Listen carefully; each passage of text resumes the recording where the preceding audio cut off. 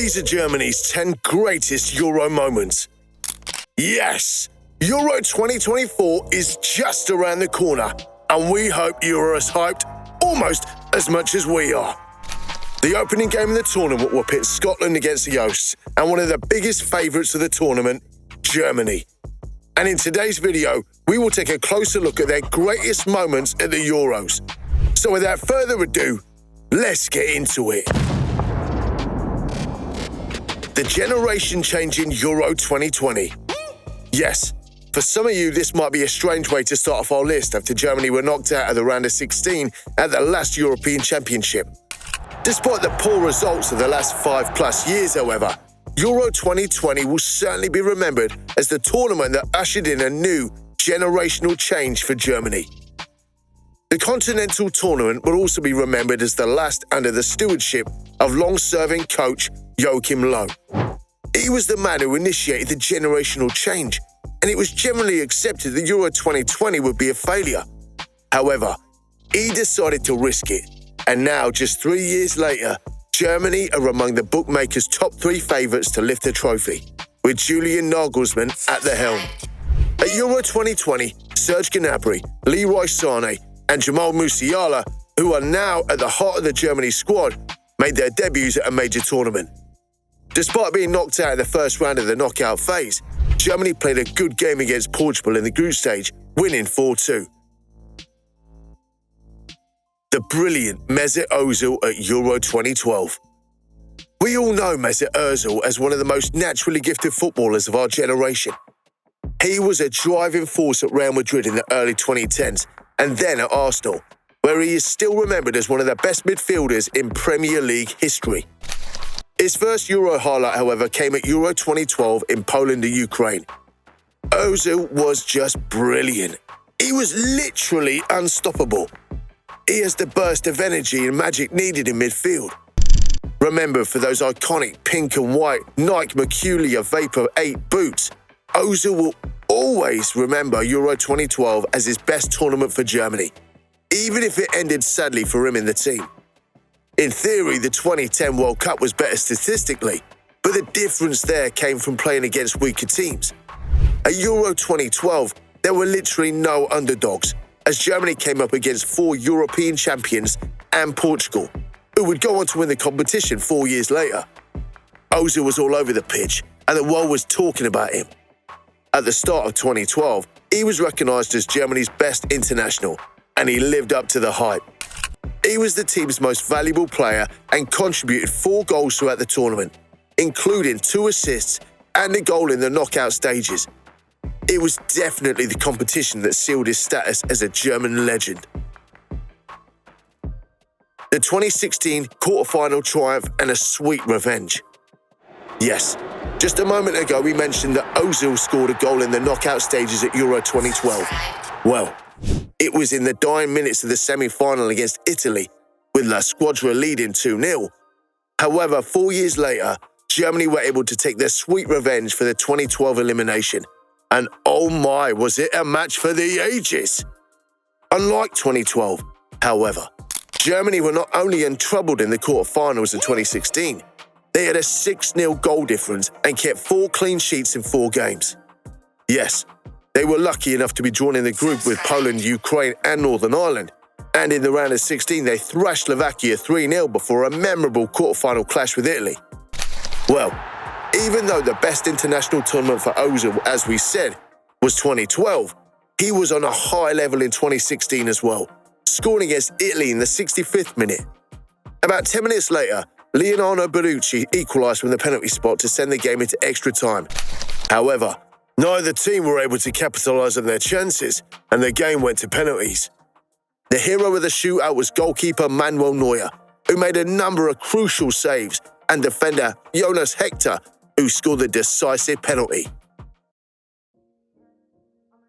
The overall dominant display at Euro 2012. Next up, we have the 2012 European Championship again.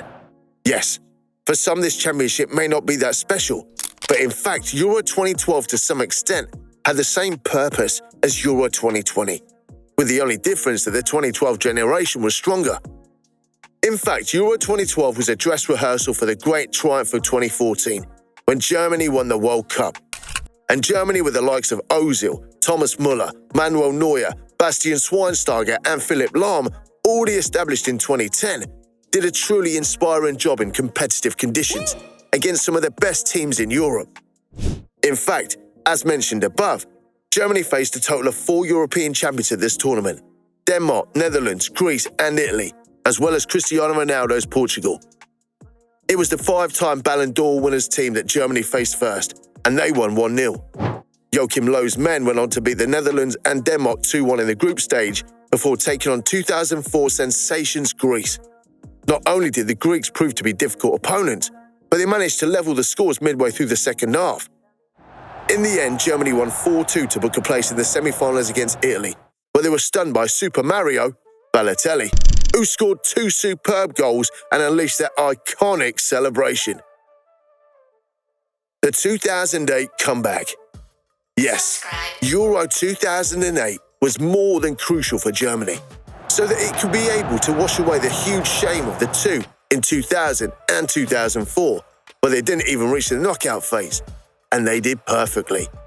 Well, almost perfectly. Germany's tactical brilliance was on full display in 2008 as they survived a series of dramatic encounters. Under the guidance of Joachim Löw, for whom this was his first international tournament, Germany started their campaign with a solid 2-0 win over Poland, followed by a shocking 2-1 defeat to Croatia.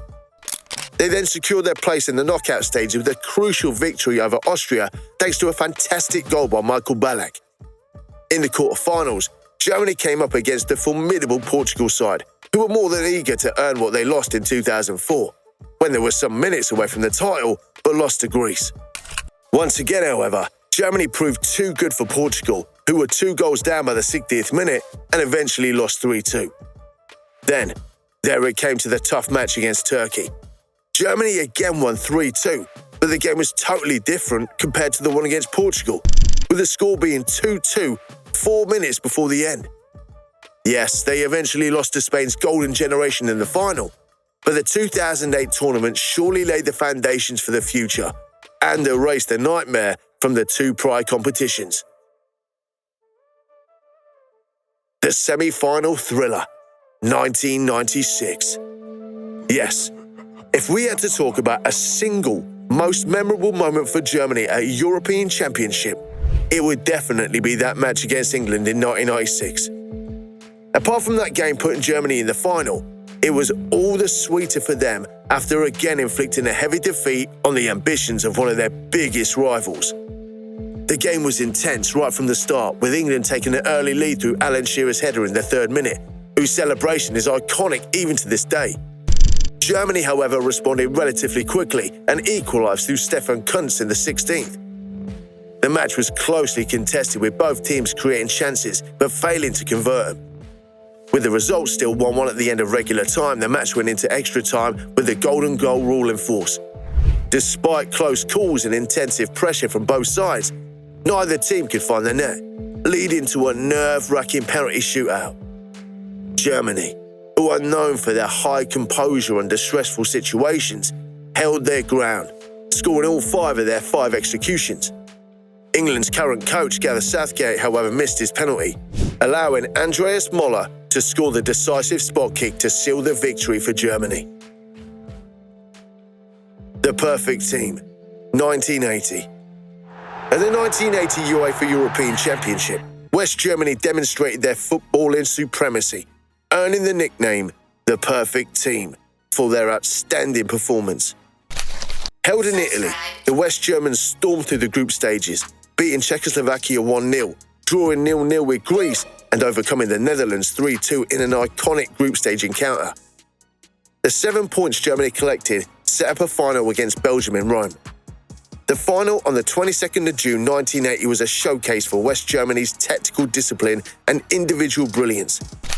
Horst Hrubesch, nicknamed the Head of Beast, was the hero for his team, making undoubtedly one of the best performances at a Euro final ever. He opened the scoring with a powerful header in the 10th minute.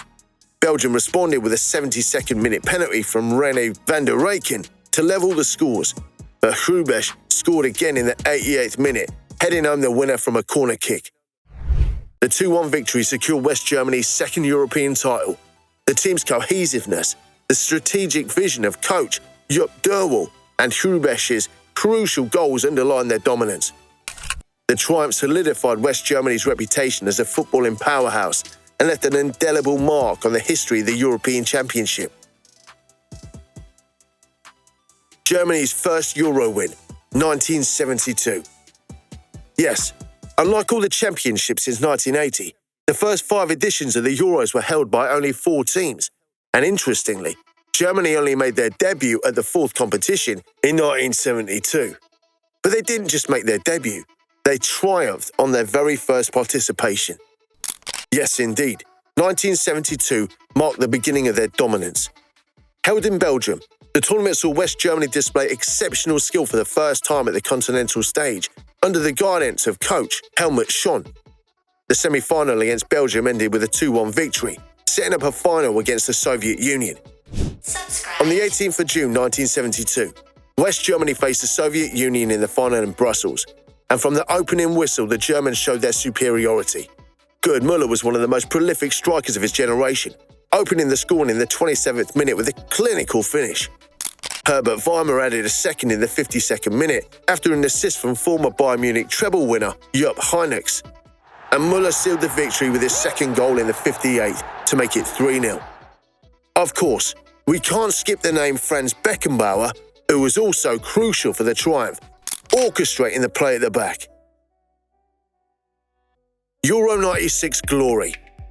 Yes, the semi-final with England we talked about a moment ago was indeed the highlight of the 1996 tournament for Germany. But let's talk a bit more about the team's overall performance. Since judging by the fact that they competed 4 times as many teams as in 1972 and twice as many as in 1980, the 1996 title certainly remains Germany's most cherished of the 3. Under coach Berti Vogts, Germany cruised through the group stages with wins over the Czech Republic and Russia, and a draw with Italy to progress them to the knockout stages, where they eliminated England at Wembley Stadium. The final on the 30th of June 1996 pitted Germany against the Czech Republic. It was an exciting match, with the Czechs taking the lead through a Patrick Berger penalty in the beginning of the second half. Germany, however, didn't need much time to equalise through Oliver Bierhoff. Then in extra time, Bierhoff scored the first ever golden goal at a major tournament to give Germany a 2-1 victory. Yes, that was another fact that Euro 1996 was remembered for: the introduction of the golden goal rule. However, it was abolished after only 3 editions of the Euros after this experiment was not successful. That brings us to the end of today's video. If you enjoyed it, please feel free to give us your suggestions and what other Euro content you'd like to see on the channel. Thank you for your support, and I'll see you in the next one. Hey, GOF, you reckon the Germans have got it this time? Home turf and all that? They got a good chance. Subscribe.